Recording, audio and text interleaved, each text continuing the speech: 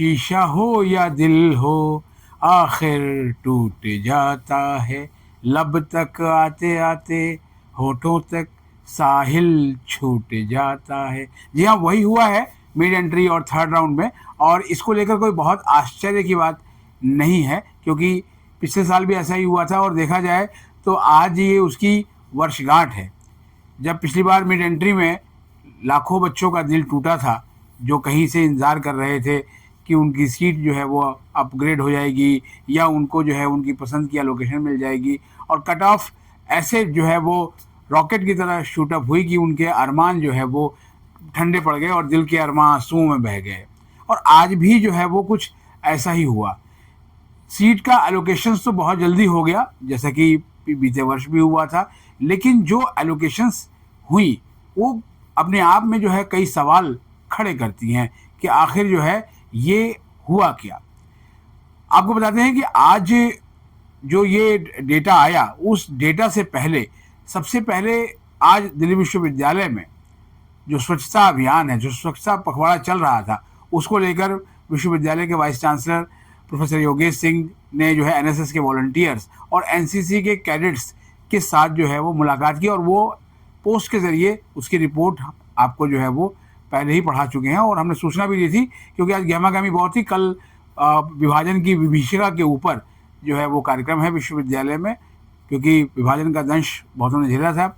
और उसके बाद जो है कॉलेजेस में भी जो है वो इसको लेकर कई तरह की प्रदर्शनियाँ जो है वो लगाई जा रही हैं पार्टीशन के ऊपर। उसकी तैयारी में आज पूरा जो विश्वविद्यालय समुदाय वो व्यस्त रहा। और जब एलोकेशंस निकाली गई तो उसमें जो है वो वार्ड कोटा का कितना एलोकेशन हुआ उसका पता ही नहीं चला, क्योंकि जो शेड्यूल है, ये शेड्यूल मेरे हाथ में है, उस शेड्यूल के मुताबिक आज जो है वो डिक्लेरेशन ऑफ थर्ड सीसेस एलोकेशन और round 1 of performance based programs, जिसमें म्यूज़िक, बीएफए यानी bachelor of fine arts and physical education, health education and sports sciences के साथ एंड वार्ड कोटा, इनका जो है वो डिक्लेरेशन आना था।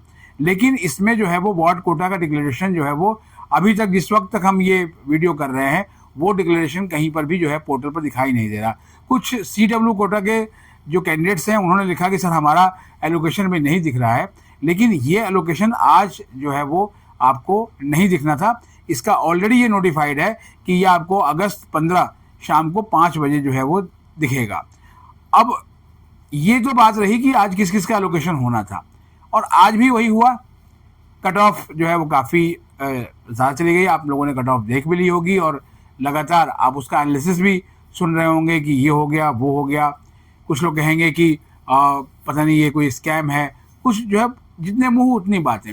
लेकिन सच्चाई से आप जो है वो मुंह नहीं मोड़ सकते। जब मैंने आपको पहले भी बताया था कि मिड एंट्री को निकालने से पहले जो लाइनें लिख दी गई थी, वो लाइनें यही थी कि इसका पिछले राउंड से कोई लेना देना नहीं होगा। बीएफए के कुछ अलॉटमेंट को लेकर स्टूडेंट्स ने कमेंट किया है कि उसमें कुछ अलॉटमेंट में उन्हें गड़बड़ियाँ जो है वो लग रही हैं, क्योंकि जो लोग जो है वो जिन्होंने टेस्ट दिए थे परफॉर्मेंस, वो जो है वो उनसे अलग नाम जो है उन्हें मेरिट सूची में दिख रहे हैं। अब इसमें कितनी सच्चाई है इसका जो पता है वो आने वाले एक आध दिन में चलेगा। लेकिन फिलहाल तो जो एलोकेशन हुई है उसके बारे में आपको बताता हूँ, क्योंकि उसका इंतजार आप कर रहे हैं और ये अपने आप में बड़ा ही दिलचस्प है। ठीक है ना, ऐसा लगता है जादू आते हैं उनको सारे, क्योंकि जितनी मतलब जो है चतुराई के साथ ये आंकड़ा जो है प्रस्तुत किया गया है, उसको उसी में ऐसा लगता है कि कहीं कुछ तो है जिसको लेकर जो है वो धुआं उठ रहा है।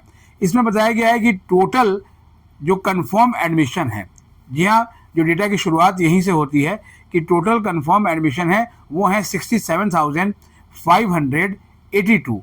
यानी कि दिल्ली विश्वविद्यालय का जो प्रवेश शाखा है वो ये जानकारी दे रहा है, आधिकारिक जानकारी दे रहा है कि 67,582 जो है वो एडमिशन अब तक हो गए हैं। और सीटें कितनी हैं? 71,624। यानी कि लगभग जो है आप मान के चलिए कि 41-4200 सीटें इस कंफर्म एडमिशन के हिसाब से जो है वो अभी भी दिल्ली विश्वविद्यालय में खाली हैं। और लगभग जो 9,000 से अधिक का जो आंकड़ा दिया गया था कि मिड एंट्री में जो वैकेंट सीट दिखाई गई थी, जब हम टोटल उसको कैलकुलेट करते हैं तो उस हिसाब से भी जो है वो लगभग 2,000 के आसपास जो है वो सीटें कम अलॉट हुई हैं। जी हाँ, टोटल एलोकेशन बताया गया है वो ये है 7,061। 7061 और इसमें शामिल क्या क्या है, इसमें शामिल यही है कि this includes allocation on performance based programmes, जिसका जिक्र मैंने अभी आपसे किया, BFA physical education and sports sciences, ये जो परफॉर्मेंस बेस्ड कोर्स है म्यूज़िक, इसमें ये भी शामिल है। और इसकी अगर तुलना हम पिछले साल से करें तो पिछले साल जो है ये एलोकेशंस थी 10,743, 10,743। तो ये एलोकेशन कम क्यों हुई, ये भी अपने आप में एक सवाल जो है वो खड़े करता है। लेकिन जब हमने इसको और जाके थोड़ा गहराई में देखने की कोशिश की तो ये पाया कि जब वो एलोकेशंस हुई थी तो उसमें सुपर न्यूमररी कोटा की सीट्स भी शामिल थी, जिससे जाहिर है ये आंकड़ा जो है वो आगे बढ़ा। अब सुपर न्यूमररी कोटा की जो सीट्स हैं, इसमें CW, ECA एंड स्पोर्ट्स शामिल है, इनका डिक्लेरेशन चूंकि 15 अगस्त को होगा, तो अब देखना यह है कि उसमें कितनी सीटें जो है वो एलोकेट की जाती हैं, ताकि क्योंकि ये सब कुछ जो है वो थर्ड राउंड का पार्ट है। मिड एंट्री और थर्ड राउंड को आप अलग अलग करके नहीं देख सकते, बहुत सारे लोग इसको अलग अलग करके देख रहे थे, लेकिन जब हमने बताना शुरू किया तो वो भी लाइन पर आ गए कि हाँ ये एक ही चीज़ है, दो अलग अलग बातें नहीं हैं। बहुत से बच्चों ने जो है वो अपनी प्रेफरेंसेस ज़्यादा बनाई थी, उनको सीट मिली, उन सबको बधाई जिनको सीट मिली है। और हमने पहले ही आपको बता दिया था कि अपग्रेड की गुंजाइश बिल्कुल नहीं है, तो वही जो है वो बिल्कुल बात सही साबित हुई। कहीं से किसी भी स्टूडेंट ने मुझे जो है वो नहीं बताया कि उसकी कोई सीट अपग्रेड हुई हो। अलबत्ता जो है वो कई स्टूडेंट ने ये ज़रूर बताया कि सर जो है वो सीट मिल तो गई है, लेकिन जो है वो हमारे घर से वो कॉलेज इतना दूर है कि अब समझ में नहीं आ रहा कि एक्सेप्ट करें या फिर जो है वो इसको ऐसे ही छोड़ दें और बाद में जो है वो ड्यू के पोर्टल से जो है विदाई ले लें और फिर उसके बाद स्पॉट राउंड में आ जाएं। तो स्पॉट राउंड को लेकर अभी कोई क्लैरिटी नहीं है। तमाम जो विद्यार्थी हैं वो ये पूछ रहे हैं कि सर स्पॉट राउंड कब होगा, तो स्पॉट राउंड को लेकर अभी से जो है वो एक कयास ही आप लगा सकते हैं। फिलहाल तो ये जो राउंड है ये आपका 19 अगस्त को जाके, यानी मंगलवार 19 अगस्त को जाके पूरा हो रहा है। तो अभी तो इसी राउंड के पूरा होने में जो है 6 दिन हैं, तो अभी से अगर जो है स्पॉट राउंड की बात हो तो यह है। लेकिन जो डेटा हैं वो डेटा के हिसाब से जो है वो ज़रूर पता चलता है कि आगे राउंड तो होंगे, क्योंकि सीटें अभी खाली हैं। अब इसमें जो सबसे बड़ा जो एक जिसे कहते हैं कि एक लकुना जो दिख रहा है वो ये है कि आखिर इसके अंदर वो आंकड़ा क्यों नहीं बताया गया कि कितने स्टूडेंट्स ने अपनी सीट फ्रीज की। और यहीं पर जो है वो एक शक की सुई जो है वो घूमती है कि आखिर विश्वविद्यालय क्या छुपाना चाहता है, क्यों वो नहीं बता रहे हैं कि कितने एडमिशन्स फ्रीज हुए हैं।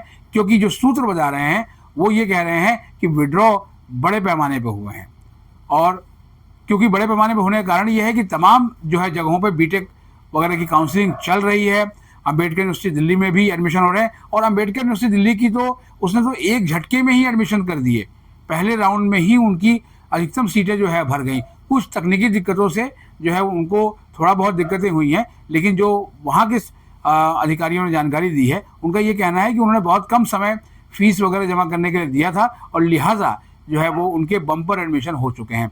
BHU की तरफ भी जो है वो काफ़ी बच्चे जो है वो गए हैं, इलाहाबाद का भी वही हाल है। और इसके अलावा जो प्राइवेट यूनिवर्सिटीज़ हैं वहाँ भी दिल्ली के आसपास वहाँ भी एडमिशन चल रहे हैं। तो आप ये कह सकते हैं कि विश्वविद्यालय के अधिकारी ये कह सकते हैं कि हाँ ये सब जगह जो है वो एडमिशन्स हो रहे हैं, इसलिए हमारे भी एडमिशन जो है अभी पूरे नहीं हो पा रहे हैं। लेकिन ये दिल को खुश रखने को गालिब ख्याल अच्छा है की तरह हुआ तो ये है कि कट ऑफ काफ़ी ऊंची रखी गई है और एल्गोरिदम की मेरिट में ये बच्चे जो है वो नहीं आ पाए। अब देखना ये है कि आने वाले दिनों में दिल्ली विश्वविद्यालय का जो प्रवेश शाखा है वो क्या लेकर आता है, या फिर दिल्ली विश्वविद्यालय के vice chancellor professor Yogesh Singh आखिर जो है वो आगे क्या निर्णय लेते हैं। क्योंकि UGC के एक नियमानुसार जो है अगर सीटें CUT से नहीं भर रही हैं तो जो राउंड्स हैं उन्हें 12वीं के अंकों के आधार पर भी चलाया जा सकता है, जिससे कि जो है वो सीटें खाली ना रहे।